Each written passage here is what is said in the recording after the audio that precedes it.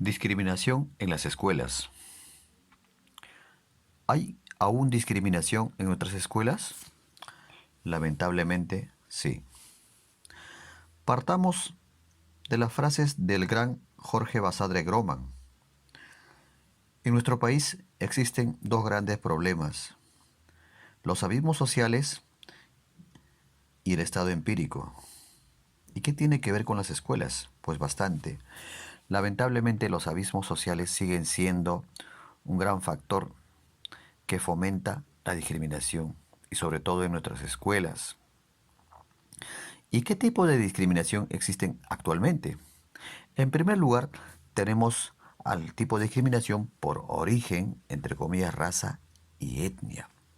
Lamentablemente, nuestros niños de la Amazonía, de los Andes y en último lugar los extranjeros, muchas veces son discriminados en nuestras escuelas por su forma de hablar, por su forma de vestir, por sus rasgos fenotípicos, etcétera. Lo cual no debería ser. Y esto no contribuye en nada a la cohesión social que nuestro país necesita, si es que queremos ser un país unido, integrado, moderno, ¿no? Segundo lugar, tenemos discriminación por clase social. Por un lado tenemos a los colegios de élite, ¿no?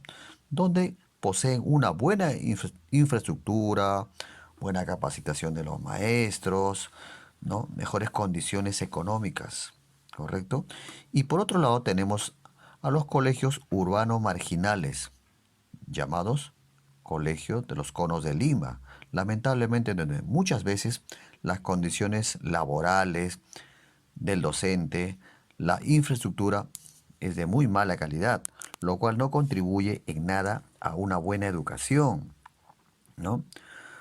Otro tipo de discriminación es por la apariencia que se da dentro de nuestras escuelas, porque muchas veces los jóvenes o niños se dejan llevar por las apariencias y juzgan, ¿no?, a otros que no son como nosotros, entre comillas, lamentablemente, ¿no? Pero eso de dónde parte, no solamente parte de las escuelas, sino de las familias, ¿no? Que muchas veces juzgan a los demás, ¿no? Sin conocerlas simplemente.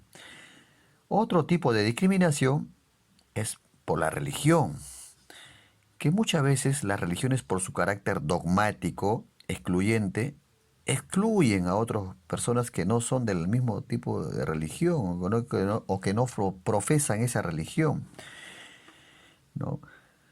Otro tipo de discriminación muy común todavía es la discriminación por género, en la cual todavía se privilegia, ¿no?, a un tipo de personas, en este caso a los varones, ¿no?, frente a las niñas o las adolescentes, ¿no? ¿Qué podemos hacer frente a la discriminación? La pobreza y la exclusión siguen siendo caldo de cultivos para todo tipo de discriminación. Si queremos realmente construir un país moderno, integrado y desarrollado, tenemos que luchar contra todo tipo de discriminación. ¿Y en qué sectores? En primer lugar, en las familias.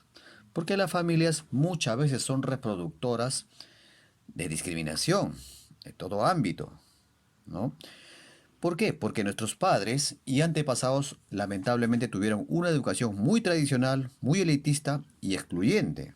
Bien, ahora, ¿qué podemos hacer en la escuela? En la escuela también tenemos que luchar contra esta discriminación como conjuntamente los maestros, los alumnos y los padres de familia. Bien, ¿y por parte del Estado qué? El Estado tiene un rol importantísimo, pues tiene que dictar políticas antidiscriminatorias que involucre a toda la sociedad, no solamente con los medios de comunicación, ¿no?, que tienen mucho que ver con esto, que muchas veces fomentan la discriminación con sus contenidos, ¿no? No solamente en las propagandas, sino en los programas televisivos y radiales.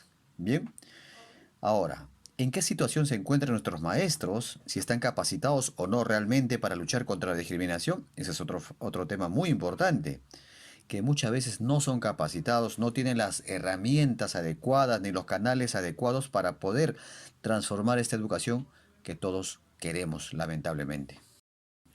Que nos pueda direccionar a ese país que queremos, que es un país moderno, justo y desarrollado.